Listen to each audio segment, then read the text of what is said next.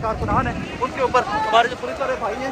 और ये मज़े की बात ये है, जो मायूब तरीन बात मुझे लगी है इस टाइम पे आके, ये कोई नारे लगाते हुए कलमा शहादत, पता नहीं कौन कौन से नारे लगाते हुए पुलिस वाले जो है ये मकबूजा कश्मीर को आज़ाद करवाने जा रहे थे। और वो देख लीजिए गाड़ियों को, वो देख लीजिए। और इस टाइम पे जो पानी फेंका जा रहा है इसके अंदर कोई ना कोई फ्लूइड इस किस्म का है कि सांस आना भी बंदे को बंद हो जाता है। ये मनाजिर है इसका, वो देखिए वो वैने तोड़ना स्टार्ट कर दी पुलिस वालों ने।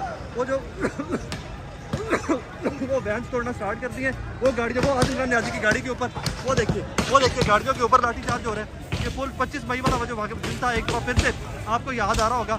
ये देख लीजिए सर साइड पे है, बिल्कुल हम लोग साइड पे अपना काम कर रहे हैं।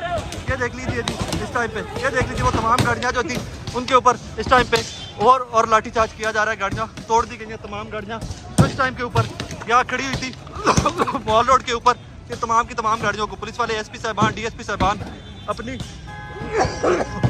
सरबराही में यहाँ पर लाठीचार्ज करवा रहे हैं।